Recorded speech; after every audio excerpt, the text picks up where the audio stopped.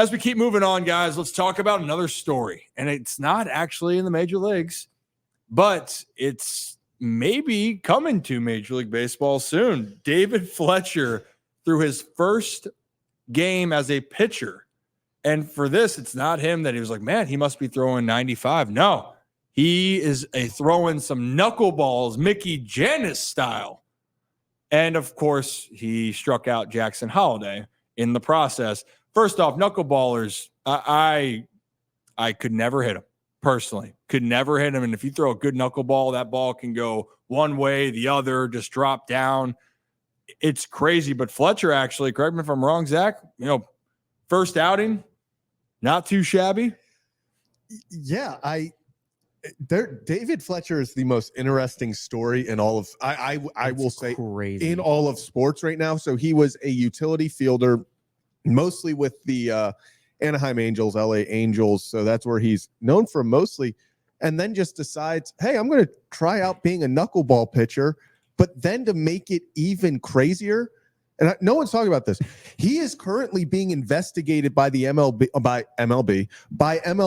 for gambling. Yeah. So it's like there's just so went with his time with the Angels, and of course everyone then's like Ipe and stuff. But yeah, during his time with the Angels, he used an illegal sports book, and he bet on sports, obviously not baseball. That was clarified, not baseball. But it's just crazy, like what's going on. Not only is he a former utility player turned knuckleballer, he's having success in the AAA, striking out the #1 prospect in baseball.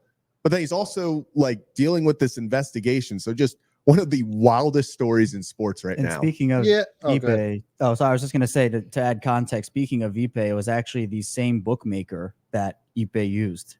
That's where the investigation. When I was doing research for this before the show, one of the wildest headlines I have ever seen. It's like that one that just keeps on going and going and going. It's former utility man David Fletcher struck out top prospect Jackson Holliday in his first start as a knuckleball pitcher amid gambling investigation. I love it. They covered all the bases. Point after point after point after point. This is a crazy story.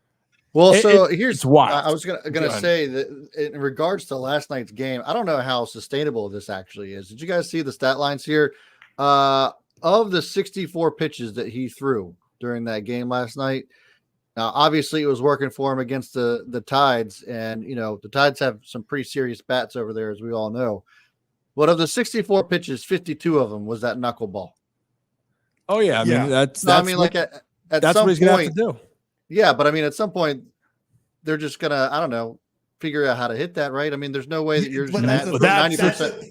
That's the thing they won't. That's the thing is it's like you threw like R.A. Dickey threw the knuckleball 95% of the time, but it's either it's on or it's not on, and if it's on, even the catcher does. Like no one knows where that thing's going. That's point, right? They have to wear a almost like first baseman mitt behind home plate because that ball just keeps moving and dancing. Now the thing is, Brad, to your point of being like, how can you be successful with that? And Justin makes a comment. Tim Wakefield is smiling down.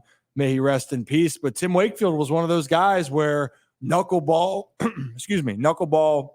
he really started to put that more on the map. Now, the problem with the knuckleball is, and Mickey Janus, my former teammate, you Oriole fans out there might have seen him come up to the big leagues, or apparently he's like a cheat code in MLB The Show, apparently. So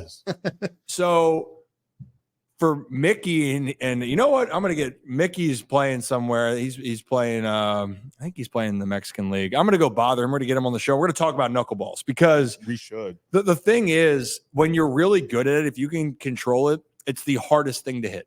Like it really is, because if it can dance left, right, or down, that's the part that's hard as long as it's in the strike zone. But the problem is controlling it and then not throwing just a knuckleball that just doesn't move. Knuckleball that doesn't move is a meatball. Like it's like it's even more than batting practice fastball. But a good knuckleball, Brad, it's something that hitters don't see enough, and it moves so differently that we just don't know what's kind of going on